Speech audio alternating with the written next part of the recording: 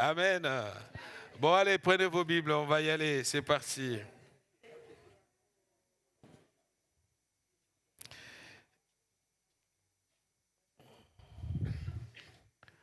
Seigneur, nous te disons merci. Merci parce que nous avons la grâce ce matin d'être ensemble et c'est la joie dans la famille lorsque il y a des rires, il y a de la joie et que le peuple se retrouve devant son Père céleste, toi l'éternel des armées. Merci pour le sang versé sur la croix de Golgotha. Merci pour le privilège que tu nous as fait, Seigneur, de te connaître. Ce n'est pas par notre volonté, mais c'est par la puissance de l'Esprit que la révélation de ton amour nous a été manifestée. Bénis cette parole et conduis nos pas dans le nom de Jésus. Amen. Voilà, donc je vais vous inviter à prendre votre Bible. Je parle de ce thème, le prix du rêve. Le prix du rêve. C'est vrai que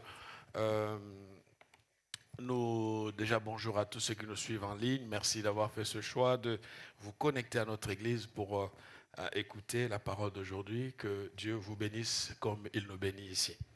Je disais que l'année s'achève et nous avons formulé tous des vœux. Nous avons eu des projets dans notre cœur et pour certains, il s'est passé beaucoup de choses. Ce qu'ils ont souhaité, ils ont travaillé. Ils ont travaillé pour le voir et Dieu l'a fait. Et pour d'autres, ça n'a peut-être pas été concluant. Les choses ne se sont pas passées comme souhaité. En parlant du prix du rêve, je voudrais simplement nous conduire ce matin à réaliser qu'il n'y a pas de réalisation, d'accomplissement de quelque chose si le prix n'est pas payé. Et peut-être c'est cette mentalité facile qui, malheureusement, gagne des chrétiens et qui finissent par se faire des illusions. Hein. Vous savez, le problème des chrétiens, c'est qu'on est... On aime les illusions. On est comme dans un film d'Hollywood où on souhaite des choses et ces choses ne se réalisent pas parce que nous ne payons pas le prix. Et donc voilà, donc c'est ce que je veux vraiment ce matin, malgré les quelques minutes qui sont devant moi, essayer de partager avec nous pendant que nous terminons 2024. Deux textes donc que nous allons en lire. La Bible dit dans Genèse 37, Genèse 37, versets 1 à 11. Et nous lirons 2 Corinthiens chapitre 9 en deuxième lecture, versets 24 à 27. Genèse 37 d'abord. Jacob demeura dans le pays de Canaan où avait séjourné son père. Voici la postérité de Jacob, Joseph âgé de 17 ans, un jeune garçon, faisait paître le troupeau avec ses frères. Cet enfant était auprès des fils de Bila et des fils de Zilpa, femme de son père. Et Joseph rapportait à leur père leurs mauvais propos.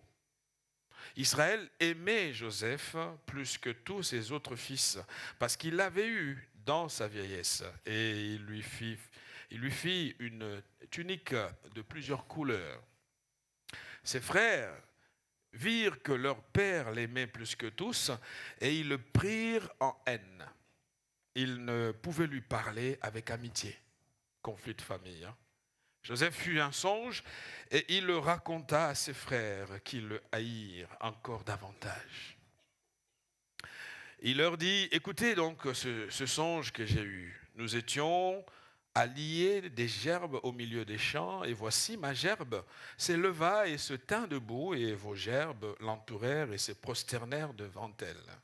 Ses frères lui dirent, est-ce que tu régneras sur nous? Est-ce que tu nous gouverneras? Ça, c'est l'éternel problème du leadership. Qui va être plus riche que l'autre? Qui va être plus fort que l'autre? Qui va être écouté? Qui va régner? C'est un problème ancien. Et ils le haïrent encore davantage à cause de ses songes et à cause de ses paroles.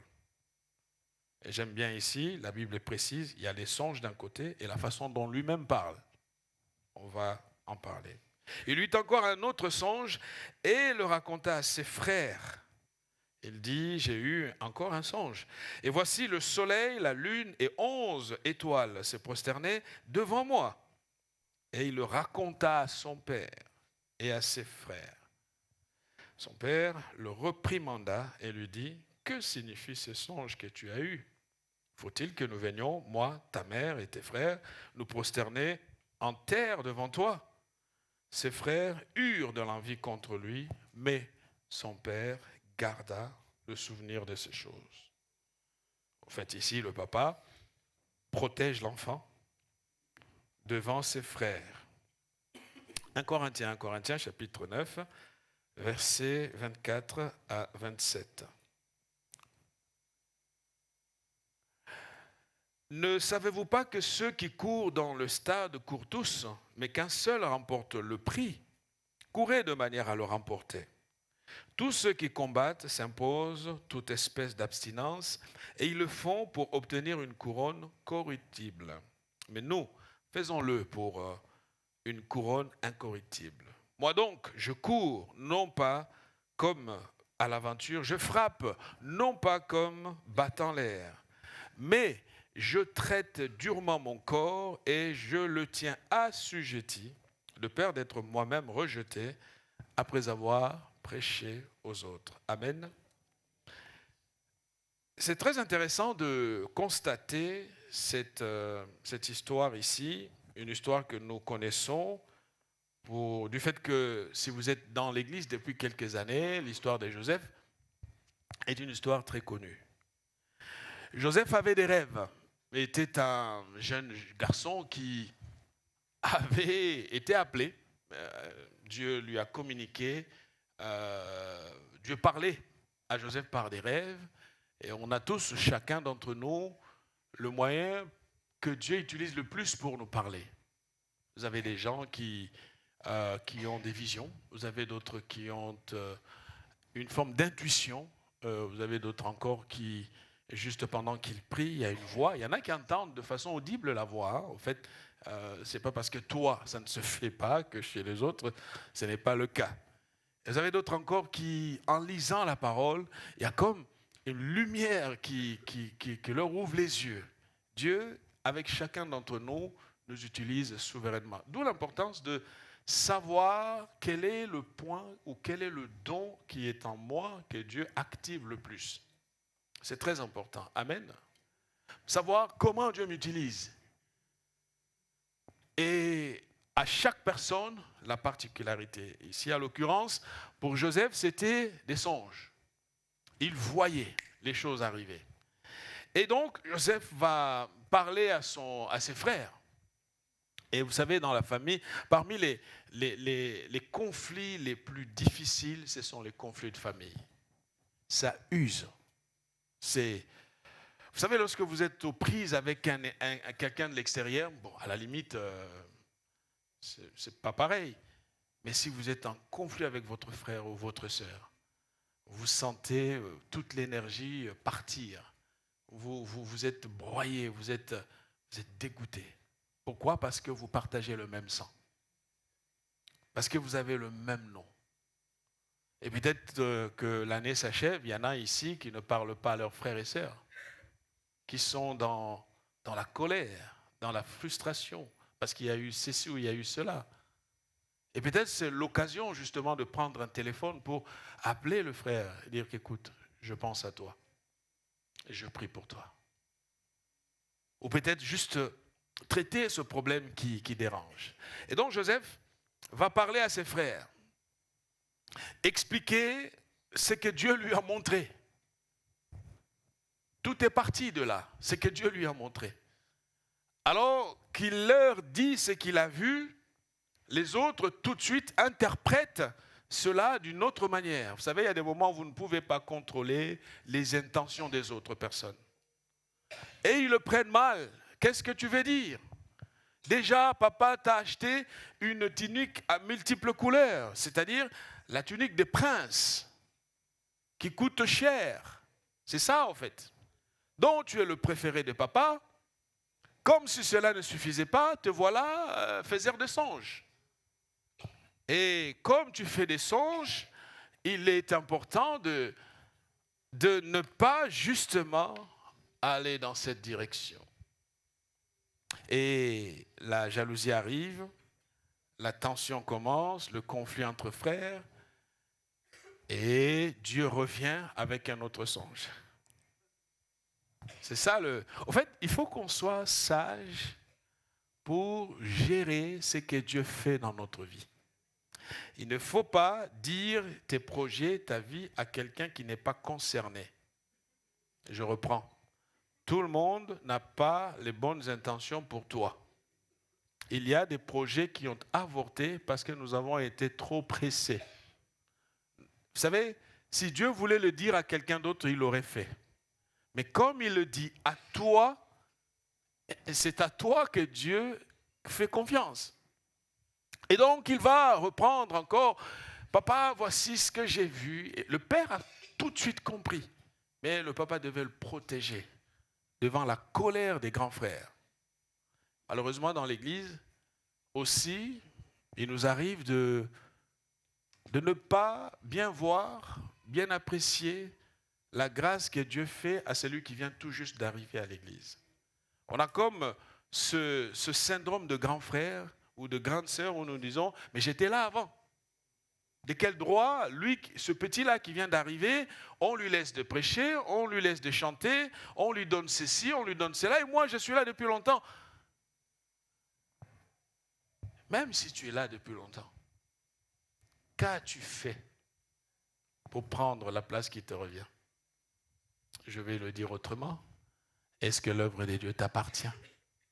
Est-ce que Dieu va te solliciter chaque matin avant de faire quelque chose? Dieu est souverain. Et donc, éclate un conflit. Le papa intervient pour protéger son fils. Il le réprimande. Et il est important parfois de réprimander les gens. Le défaut de l'Église, et moi je crains une Église où chacun fait ce qu'il veut. Moi je ne veux pas être le pasteur d'une telle Église. Chacun fait ce qu'il veut. Chacun veut faire le truc à sa façon. Je sais qu'on est une association, on peut parler de cadre légal, mais avant tout, nous sommes une église, nous sommes une institution spirituelle. Nous sommes la maison de Dieu. Nous ne sommes pas là pour juste faire ce que nous voulons. Et il y a Dieu ici.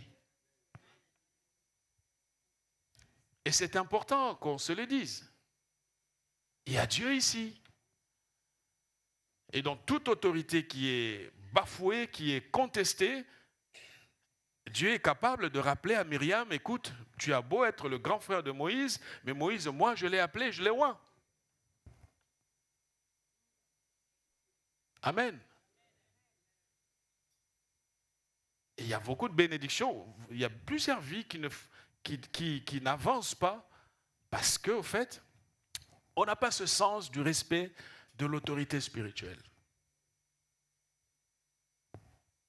Ce n'est pas le chapitre d'aujourd'hui. Et donc, le père le protège, mais le père garde le souvenir. Verset 11. Le papa a compris dans quel sens ça allait. Et le papa constate aussi.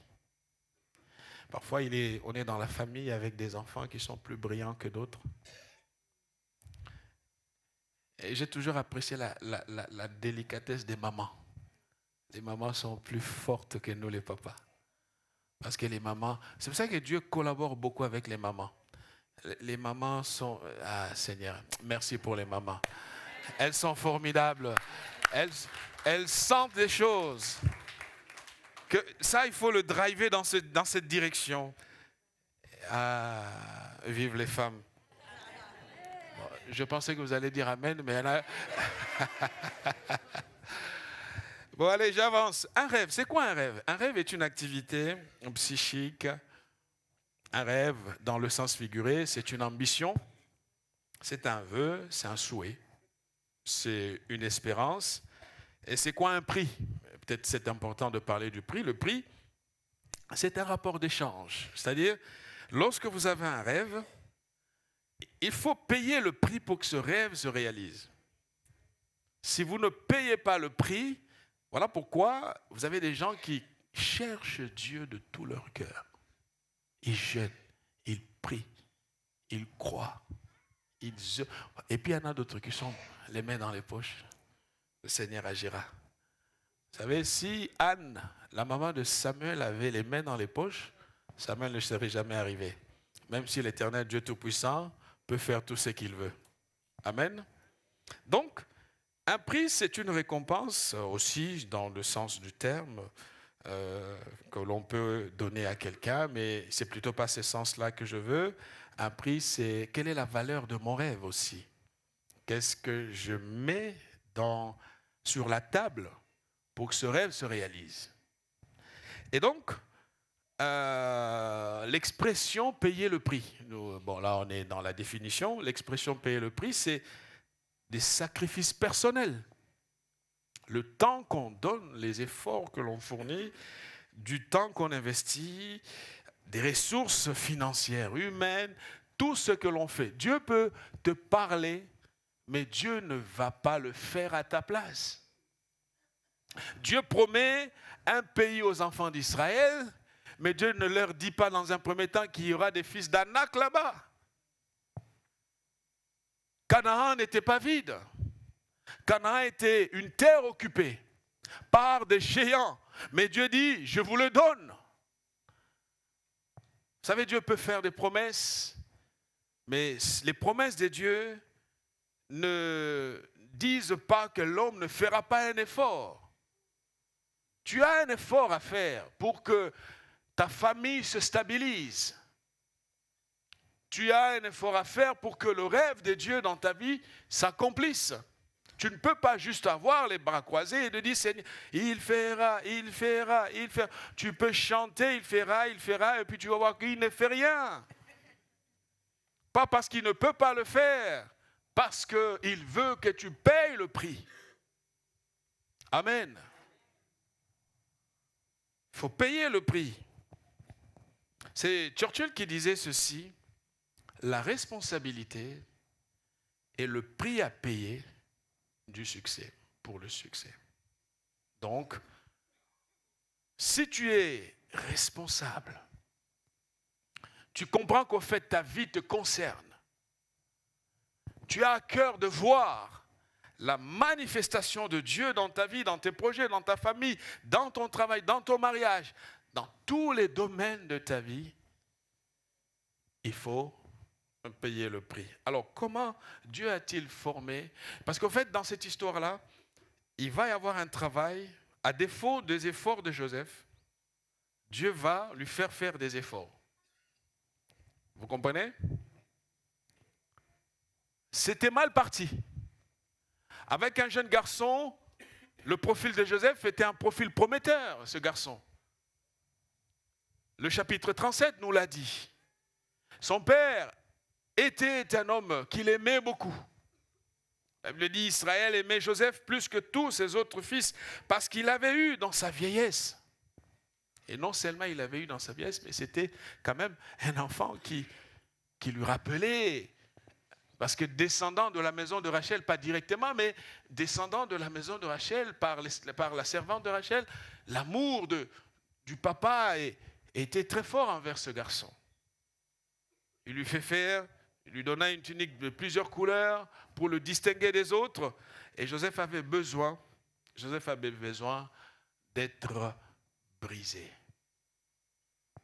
D'être brisé parce que au départ, c'était un jeune rêveur. Vous savez, parfois, en fait, l'Église nous discerne mal. Dans l'Église, vous avez parfois certains qui sont vraiment appelés, mais qui ont un mauvais zèle. D'autres encore qui ont beaucoup d'arrogance. Moi, je bénis Dieu pour mon pasteur au pied desquels je me suis converti. Il m'a traité avec dureté. Je ne sais pas ce qu'il voyait, mais moi, j'ai été longtemps fils unique, pendant 11 ans. Encore aujourd'hui, avec ma mère, on a une relation vraiment fusionnelle. Donc, je n'ai pas besoin que maman parle, je regarde ma mère, je comprends beaucoup de choses. Donc, on communique dans les yeux. Et j'étais fier, et mon pasteur a vite vu ces choses. Et il m'a dressé. C'était chaud. C'était chaud.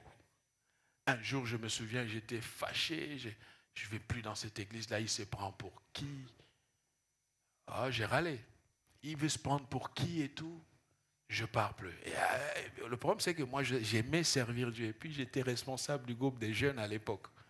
Bon, vous voyez, imaginez le responsable du groupe de jeunes boycotte l'église. Le pasteur a pris sa voiture, il est venu devant chez nous.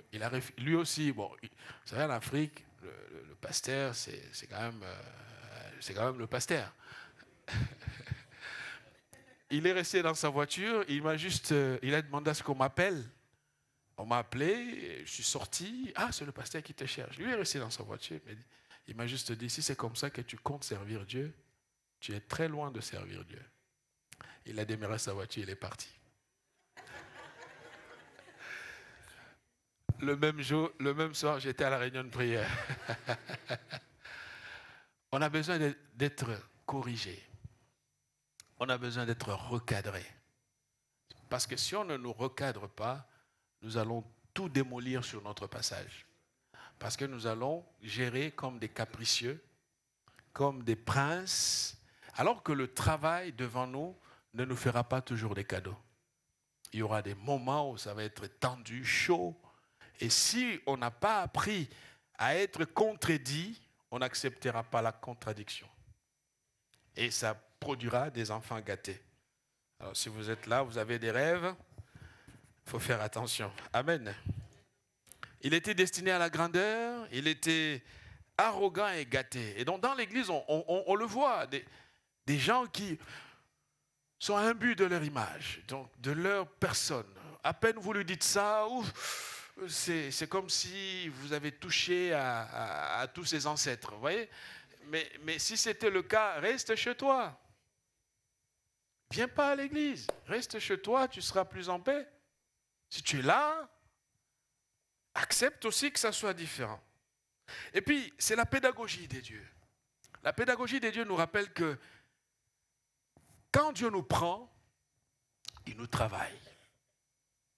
Ce texte nous dit, ainsi donc, cela ne dépend ni de celui qui veut, ni de celui qui court, mais de Dieu qui fait miséricorde. Parce que quand Dieu a son regard sur une personne, Dieu déploie aussi les moyens pour éduquer la personne.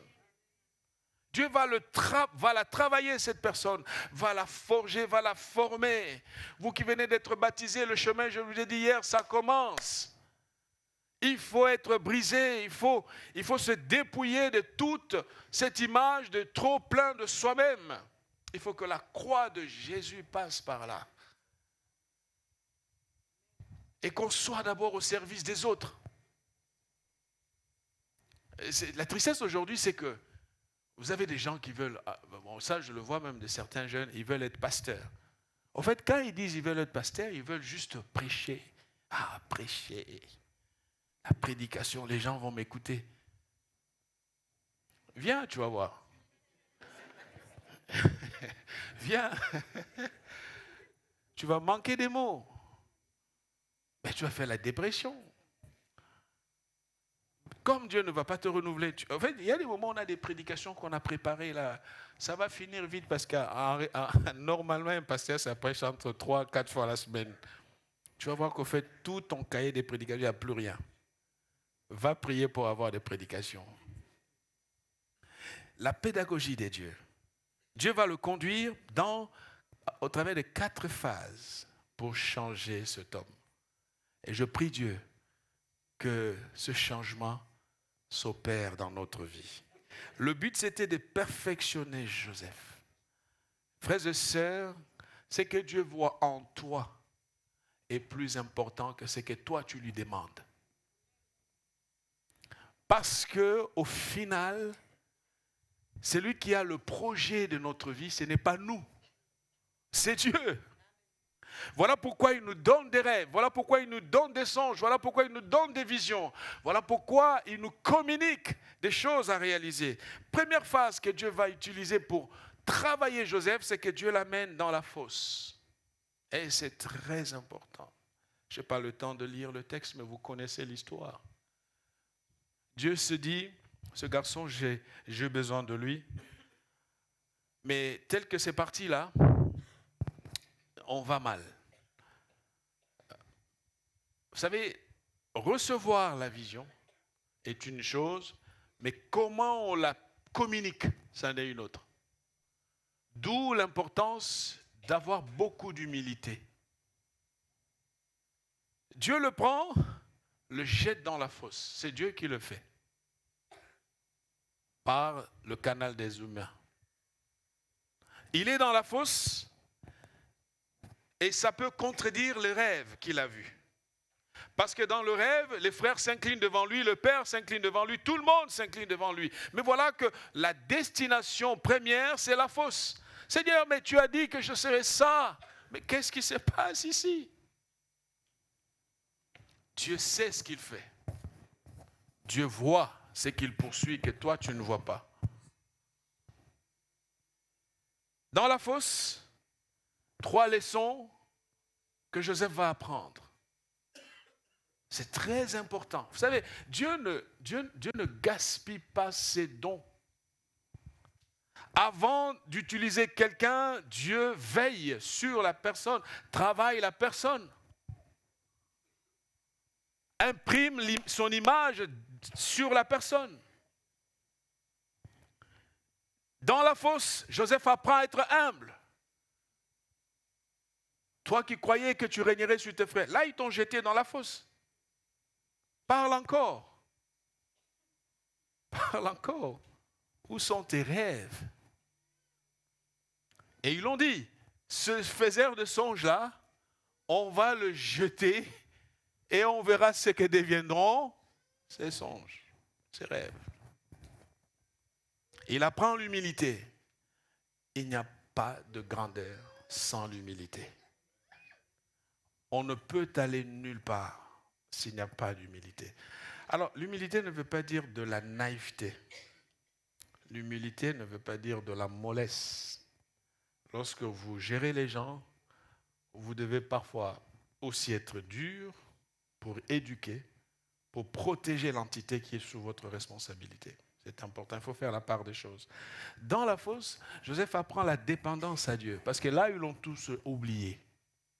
Et ils sont partis. Partis.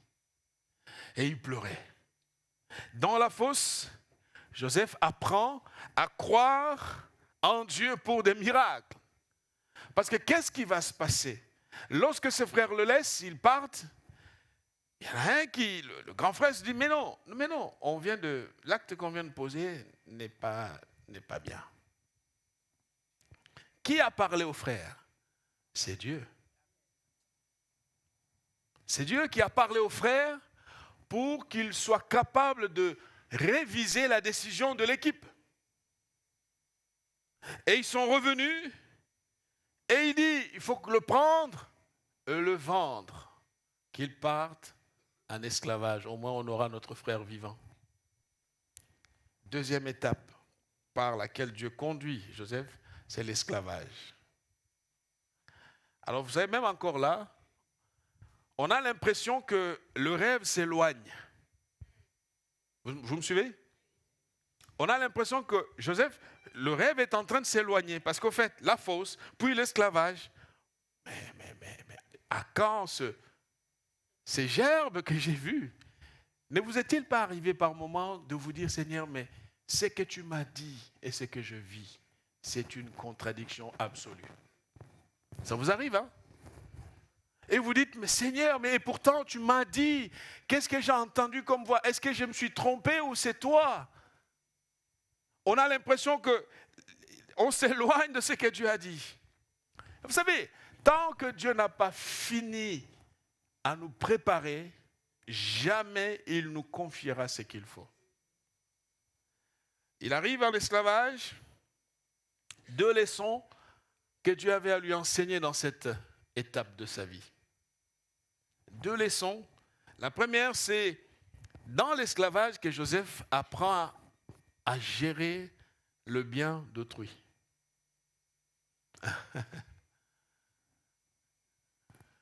C'est important de porter la Bible de quelqu'un d'autre avant qu'on porte la tienne.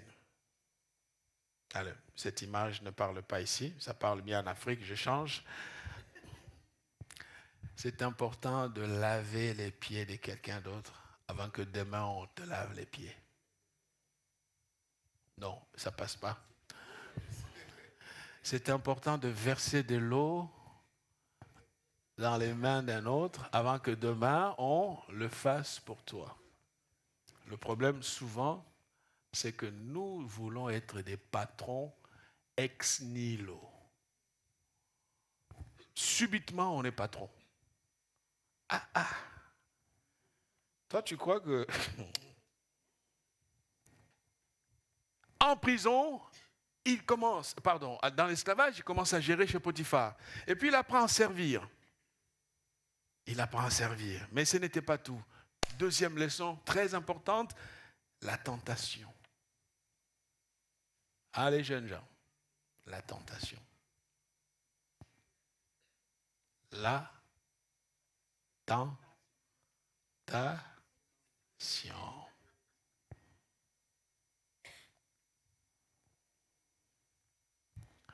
Tu te rends compte que la femme du patron, vous savez, bon, je n'ai pas de problème. Il y a femmes et femmes. Hein. Vous savez, les femmes là qui ne touchent à rien, on fait tout pour elles. Tu regardes la main, tu regardes les ongles, tu te dis, mais celle-là, elle descend du ciel ou quoi? Hein? Elle ne connaît pas le stress, elle ne court pas pour attraper le métro. Elle dit, je vais sortir, voiture prête, chauffeur au volant. Donc elle arrive tout près de la voiture comme ça, on lui ouvre la portière. Elle entre dans la voiture comme ça, elle ne dit même pas des mains, elle fait comme ça. Là, le chauffeur a compris qu'il faut partir. Des femmes extraordinaires. Au fait, à chaque fois que Dieu se pointe pour t'utiliser, le diable aussi arrive.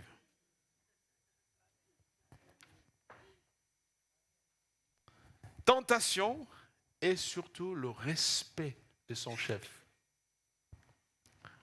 Nous savons l'histoire, je ne vais pas trop insister, le temps passe.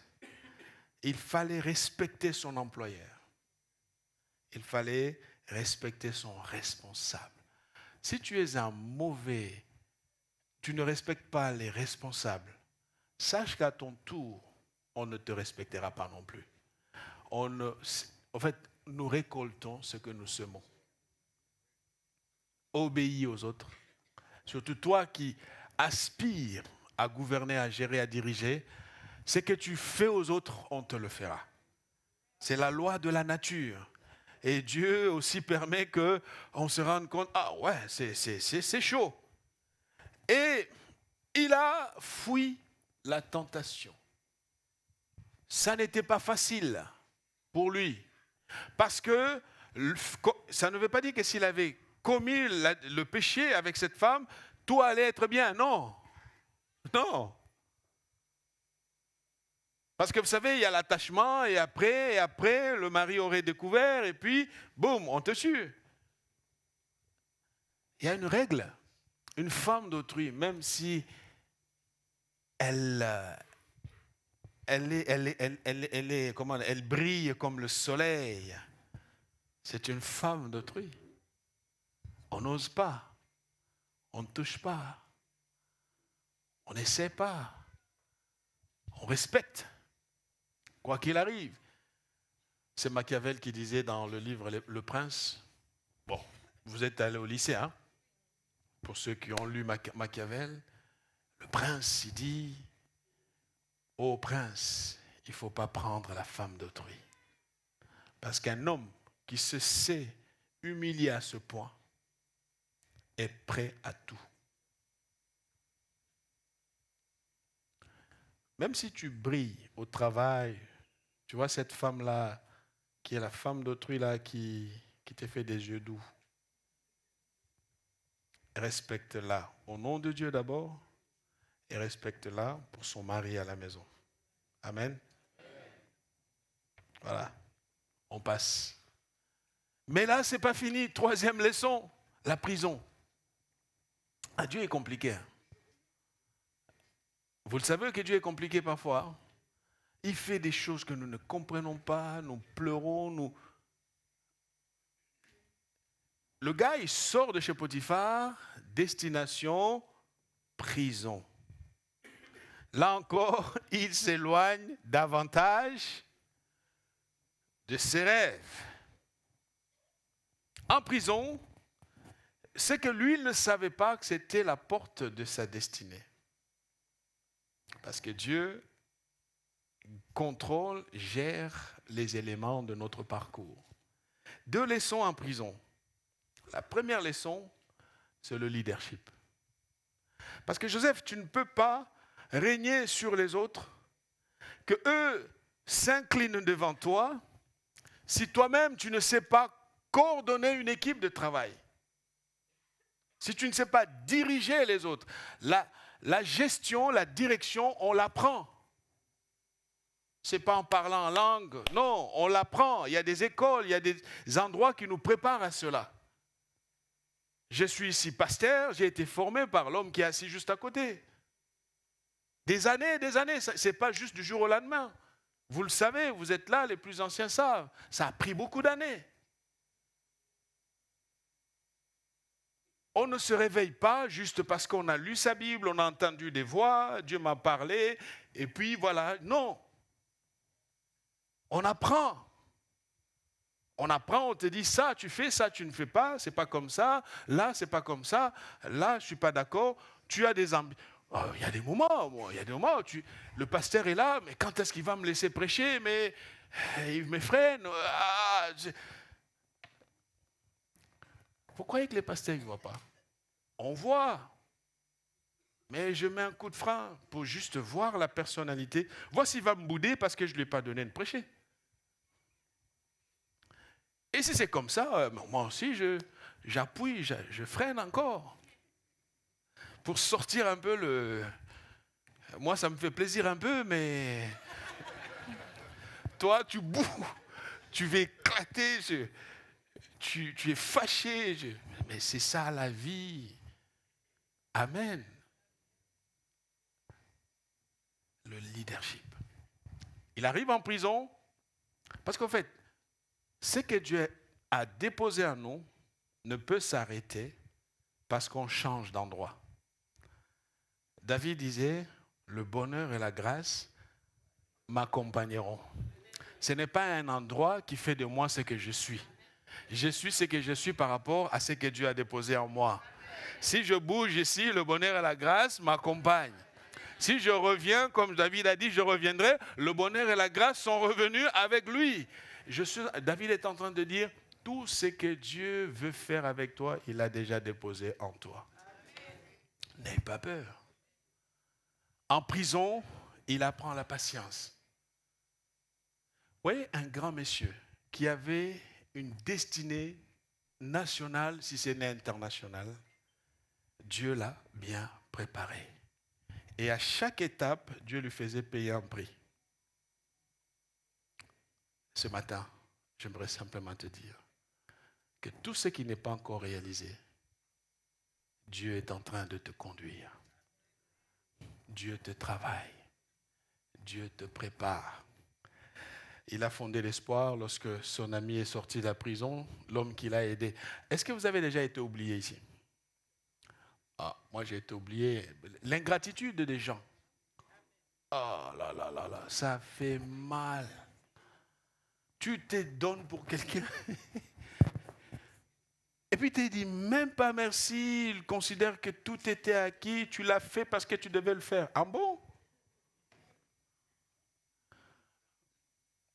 La vie est drôle. Et ça fait mal. Ça fait très mal. Mais que ça ne se change pas. Et donc, le gars, il sort, il part, mais il ne sait qu'il ne savait pas. Le gars l'a oublié. Dieu a appuyé sur le bouton, oublie-le. Il a oublié jusqu'à ce que le jour arrive. Quand Pharaon a eu son songe,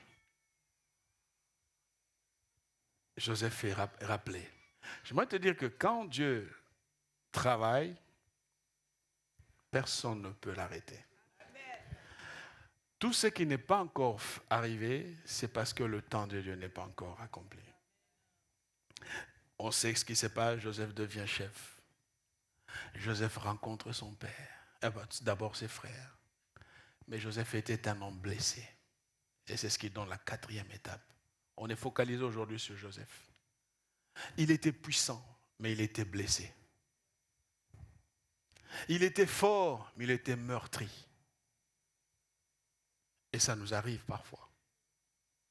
Parce que les blessures que nous traînons avec nous nous abîment. Voilà pourquoi vous avez des gens heureux, mais qui doivent beaucoup boire pour dormir. Qui prennent de la cigarette pour baisser la pression. D'autres encore se droguent, d'autres encore dans ces histoires qui les détruisent. Et vous vous dites, mais comment est-ce possible? Mais la personne traîne des blessures. Qu'est-ce que Dieu va faire? Il faut passer par l'étape de la confrontation. Il faut gérer les cons. Il faut traiter le problème qui se cache. Vous êtes là, vous allez terminer cette année avec des problèmes que vous n'avez pas résolus. Sachez qu'au fait, vous vous abîmez la santé.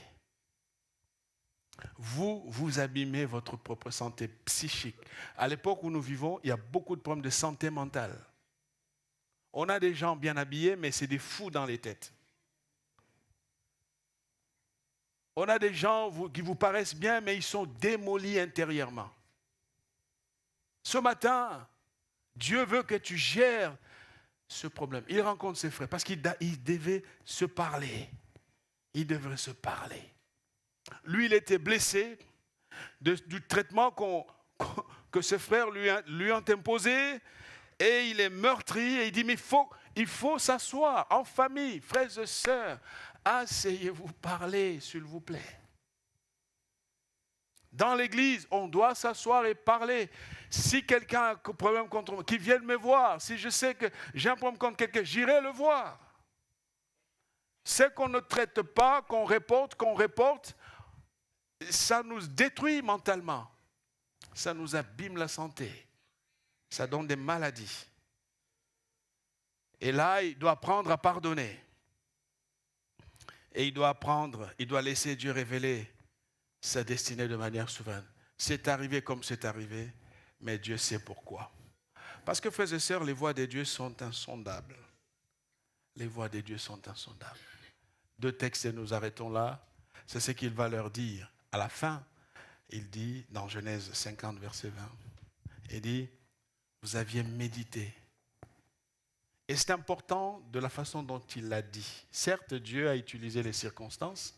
Certes, Dieu l'a conduit par ses étapes, mais ça ne dédouane pas l'être humain de sa responsabilité. C'est important. Amen. J'ai l'impression que vous ne m'avez pas compris. Il n'y a pas de réparation si on ne fait pas la différence entre la victime et le bourreau. On se comprend? Je vais te pardonner, mais je vais te dire ce que ton comportement m'a fait. Amen.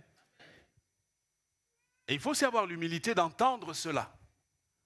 Alors peut-être que ce n'est pas ton analyse, mais laisse l'autre verbaliser les choses comme il veut te les dire. Vous aviez médité de me faire du mal, Dieu l'a changé en bien. Pour accomplir ce qui arrive aujourd'hui, pour sauver la vie à un peuple nombreux. Et voilà la réponse, la réaction d'un homme qui a pardonné. Il dit, soyez donc sans crainte. Amen. Soyez sans crainte. Je ne veux pas me venger. Je ne veux pas vous punir. Je ne veux pas je suis tout puissant. Ils se sont inclinés quand ils l'ont vu. Vous le savez dans le récit. Ils se sont inclinés devant. La prophétie s'est réalisée. Prends de la hauteur. Ne reste pas dans l'arène comme un gamin. Oh, gna, gna, gna, gna, il a fait ça. Non, prends de la hauteur. Prends de la hauteur. Pardonne. ait le prestige d'accorder le pardon. De passer à autre chose. Parce que tant que tu ne pardonnes pas, tu es l'esclave de celui que tu ne pardonnes pas. Lui t'a oublié, lui te calcule même pas. Mais toi, tu es tout le temps, il m'a fait ça, il m'a fait ça, il m'a fait ça. Et puis tu te détruis. Et puis lui, lui dort bien. Oh, faut pardonner. Amen. Ne sors pas, ne laisse pas passer cette année dans des frustrations. Pardonne. Prends de la... Allah. Soyez sans crainte, je vous entretiendrai. Ça, c'est un vrai chef. Amen. Je vais prendre soin de vous. Je vous entretiendrai. Il dit, et vous et vos enfants, la totale. Tu vois, toi, en fait, depuis que tu as un conflit avec ton frère, tu ne t'occupes plus de tes neveux. C'est ça le problème. Tu ne parles plus des enfants. Oh, non, votre père, votre mère. Votre conflit d'adulte, là, ça concerne quoi les enfants? Ça en quoi les enfants? Les enfants, là, on vous en fait quoi? Passez outre. Allez, il faut que je m'arrête quand même. Et la Bible dit, et il les consola. Vrai chef, hein? Il les consola. Il prend sa place de responsable en parlant à leur cœur. Et dernier verset, c'est là que nous terminons et je commence à fermer ma Bible. La Bible dit, nous savons du reste que toute chose concourt au bien de ceux qui aiment Dieu. Toute chose. Toute chose. Amen. Toute chose. Voilà. Tu vas commencer une année nouvelle, pas avec des conflits de 2024. Laisse tomber. Lâche prise. Toute chose. Dieu a travaillé en faveur de Joseph. Dieu l'a protégé. Dieu l'a conduit. Dieu l'a préservé. Jusqu'à ce que la prophétie se réalise. Nous allons prier. Seigneur, merci pour ce matin, notre roi. Nous sommes ici au Père éternel avec des cœurs lourds parfois pour certains, tellement que nous avons accumulé des blessures, des frustrations, des soucis, des problèmes d'une année qui n'a peut-être pas été à la hauteur de ce que nous voulions. Mais Seigneur Jésus, nous comprenons que nous avons la responsabilité de payer le prix. Ce matin, je te demande de nous aider à accepter de payer ce prix. Parfois que le prix que nous sommes conscients de payer ou que tu nous fais payer pour nous conduire indirectement vers notre destinée. Nous voulons apprendre ce que tu veux que nous apprenions.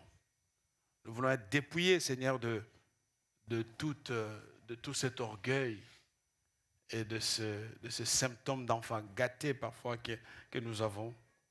Nous voulons être habités de l'humilité, de la simplicité. Nous voulons être serviteurs des uns et des autres. Nous voulons être serviteurs les uns des autres. Nous voulons, Seigneur, te laisser exprimer ton plan, ta volonté, pleinement telle que tu l'entends. Bénis l'Église, raccompagne ton peuple, accorde-nous une semaine victorieuse dans tous les domaines de notre vie, sociale, professionnelle, familiale. Veille sur nous et garde-nous. Nous prions au nom de Jésus. Amen.